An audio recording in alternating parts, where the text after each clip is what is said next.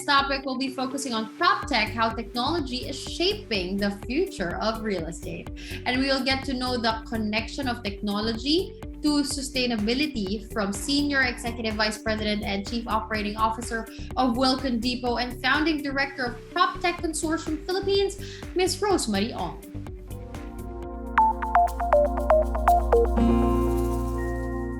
PropTech is the latest weapon in the real estate industry's fight to be more sustainable. While property stakeholders increasingly care about the ethics of how building, houses, properties are built and run, owners and more than ever of sustainability's impact on the balance sheet. Taken together, PropTech and sustainability have the potential to change the future of real estate. At its heart, these new systems are also about using technology to solve problems in the proper industry, whether that's making it easier to find your dream home or the construction process more efficient. Property technology is changing how we think about the use of property. I have 4 important points I will discuss today. Number 1 is what is PropTech? The birth of PropTech Consortium of the Philippines. Second, what are the sustainable PropTech innovations? Third, what are the key benefits of PropTech? What does PropTech innovation have to offer? And lastly, number 4, how is sustainable PropTech shaping the future of real estate? Let's start by defining PropTech in the simplest term or the shorter version. It is also called the real estate technology. PropTech refers to the products and services that use technology to streamline how people interact with properties. So PropTech is a must-have if you want your property to stand out against competitors. Property technology has the potential to make the process of buying, selling, and renting property more efficient and transparent, as well as open up new possibilities for how we use and occupy space. We see the huge impact of PropTech in the global realm, and this is the reason why PropTech Consortium of the Philippines was born. What is PropTech Consortium of the Philippines? It is the first and only PropTech non-profit organization in the country. It was formed at the height of the pandemic. In 2021, led by Chair and Co-founder Emma Imperial, together with other industry leaders from the real estate technology, the organization aims to unite developers, designers, suppliers, brokers, users, policymakers, and capital markets to create sustainable, resilient, and inclusive communities through the empowering scalability of technology. We welcome property developers, brokers, suppliers, tech providers, especially from the real estate sector, who wants to be part of the PropTech community. What are the PropTech innovations? The good news is that we already have several proven cases of PropTech companies in the Philippines and the impact of these technologies. Let's start with ConTech. It is the use of modern materials and sustainable approaches in the building process. Clear example of this is Conovate technology from Denmark. This technology was brought here by Imperial Homes Corporation. With modular designs, Conovate is more cost-effective than conventional materials and construction methodologies. It reduces carbon emissions as much as 13 tons per house by using less cement and other natural resources like gravel and sand. It is almost zero permeability, preventing the growth of molds and disease-causing bacteria. It has 100 years material lifespan. It is the most durable and only high-performance concrete building material in the Philippine market for residential and building structures. The Mosoland and Aboitiz Land have also adopted this technology in building their houses. Smart property management platforms like Inventi, Raven Global Incorporated, CATSYS, they help property teams execute their tenant experience and ESG initiatives. Enabling energy-efficient properties. Tenants and their employees have higher expectation for their workplace than ever before. Making the office no longer just a physical space. The office needs to provide flexibility and connection, and most of all, reflect employee values. To meet the needs of today's socially conscious employees, tenant companies need to be focused on sustainability, and as a result, tenants will increasingly opt for leasing properties that operate sustainability, are certified in green building standards, and invest in purposeful amenities. At the same time, landlords must report on their sustainability initiative and communicate this result to tenants. And with buildings generating nearly 40% of annual global carbon emission and 28% of this emission coming from building operations, the built environment has a lot of room for improvement. To help address the growing need for more energy-efficient buildings, these PropTech solution providers who are members of PropTech help their customers optimize their output. Their technology collects data and information on buildings and creates models that allows their customers to make the best, most capital-efficient decision to drive saving and energy efficiency. Buyer-developer platform like HomeJoy by Umpisa, Multisys providing integrated platform that allows buyers, sellers, developers to transact in a more efficient manner, resulting to faster loan approval. Another one is the ISAR or VR tech solution provider like VR Spaces allowed for buyers to view properties without going to the site. This has effectively speed up the sales process, and there's more. We're happy to share most of these tech solutions are part of our organization, PropTech Consortium of the Philippines. What does PropTech look like globally? Real estate is the world's largest and by far the most important asset class. Commercial and residential properties from around the world are worth a whopping $228 trillion. Collectively, this is why we have been seeing rapid growth in the PropTech industry for the last few years. In 2013, the PropTech deals worldwide amounted to approximately $475 million. By 2019, that number has grown by 1,800% to reach around $9 billion. What's more, that investment into the PropTech sector have also increased exponentially in recent years. The PropTech sector is relatively new as it came into being in the late 1990s during dot-com boom. Today, it is present in 64 countries worldwide, with a soaring number of innovation-driven PropTech companies estimated at 8,000 according to PropTech Global Trends 2020. Speaking globally, the U.S. holds the lion's share of property technology companies, accounting for 59.7% worldwide. Continental Europe is 27.2%. Come next with PropTech is UK as the largest market outside of the U.S. Asia PropTech real estate industry is at 3.5%, is dominated by China. What are the key benefits of PropTech? What does PropTech have to offer? PropTech is very diverse field. The best practices of other countries, we have a clear mission and vision to digitize the real estate industry. And with the support of organizations, we aim to develop, implement these innovations. We also aim automation. A very good example of this is the automation project of PropTech, which is working on with Pag-ibig.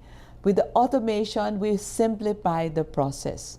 The goal is to shorten the loan take out to less than 30 days and have the funds available to developers faster, with the goal to address the 6.7 million housing backlog. Another is the greenification. PropTech companies are playing a pivotal part in the journey to make our planet clean and green. Since the real estate industry is the largest contributor to atmospheric carbon emission, this technological advancement couldn't have come any sooner. It's encouraging to know we have several real estate developers whose focus on building sustainable, resilient homes, the likes of My City Homes, complete the renewable energy transition smoothly with the use of solar net metering like Imperial Homes. And of course, 3D modeling. From creating interactive models using architectural blueprints to estimating property measurement and materials from pictures, some PropTech companies are changing the way we buy, construct properties. This is not yet widely used in the Philippines, but this is one technology that is being highly considered. Energy management. Residential and commercial properties collectively consume approximately 40% of energy. This is a main reason why an increasing number of PropTech companies are focusing on creating efficient energy management system. By interconnecting all the appliances within a building, monitoring their energy use, and applying modern data analytics, intelligent system can find avenues of optimization from HVACs to elevators and fire detection system. Even some of the most energy-intensive companies or machines can be optimized. Now let's go to space management. By converting nearby restaurant into safe workspaces and housing different companies together under one roof, PropTech companies are enabling small businesses to grow. Next will be digital property ecosystem. It is an attempt to digitally connect the entire real estate market. Many online property ecosystems have been launched. They allow businesses to advertise online and buyers to quickly navigate to the most relevant properties that they need. Over time, innovative technologies have given disruptive solutions to the real estate market. The fusion of the words property and technology is known as PropTech. PropTech uses innovative application or software that makes the sale and lease of real estate more efficient. So how is technology shaping the future of the real estate industry? PropTech disruption has brought innovation into the daily routine of almost every player on the real estate market, including developers, landlords, tenants, investors, brokers, agents, etc. PropTech benefits for consumers. The traditional method of real estate for consumers was dependent on personal communication and, of course, connection, word of mouth, and physically exploring the property and its neighborhood. All these factors, plenty of time and energy for the consumer to resolve. Then after the invention of the internet in the early 2000s, the real estate space changed its marketing way and focused on listing residential and commercial properties online for easy trading. Over time, technology evolved and the introduction of innovations such as virtual reality, drone, 3D printing, artificial intelligence gives a new way to real estate projects. These are the benefits for consumer.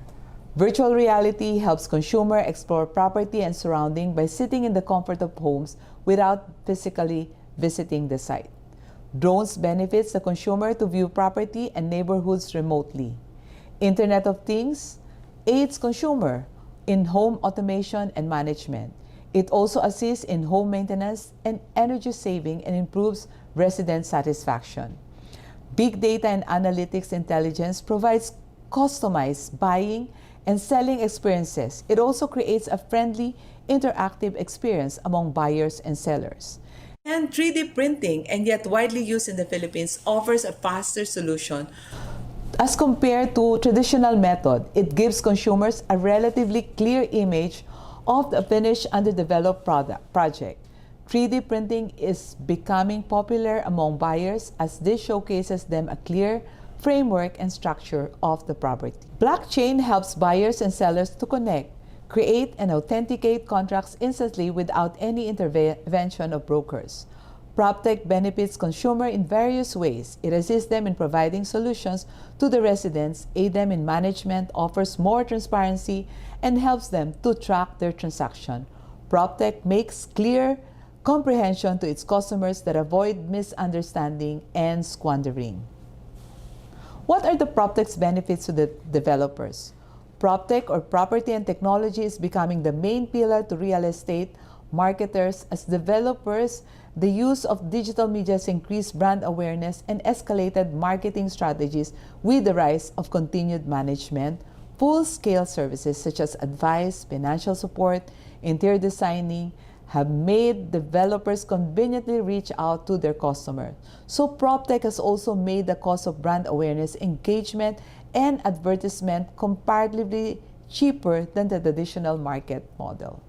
Now, for a broker, the adoption of PropTech solution means easier data collection and IA-driven marketing to screen and evaluate the development, investment, leasing, buying, and selling process.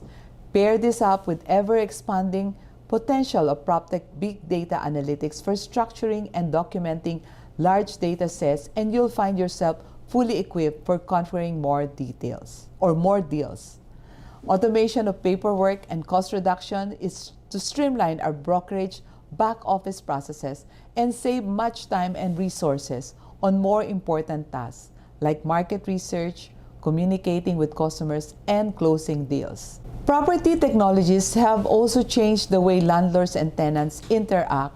Here is what PropTech has brought for both parties. Detailed 24/7 insights into how tenants utilize the space, enabled by networks of smart devices and sensors. Property owners don't need to go and check their property personally, as all the data about building, security, and maintenance are available on the go from a mobile screen. Quality communication with tenants, repair workers, maintenance teams, and any other parties involved. With information caching and data storage, no detail from previous conversations will fall through the cracks. Why develop PropTech? Technological innovation has revolutionized several industries. The same benefits, streamlined efficiency, better customer experience, simpler processes, and of course sustainability can and should be apparent in the real estate industry. With PropTech, companies are trying to address this pain point and introduce an innovative edge at every step and revitalize existing systems. We are celebrating the PropTech's Year 1 anniversary on November 22, 2022. We invite our real estate partners to join us in this event. You can also check our PropTech social media accounts. Thank you and have a good day.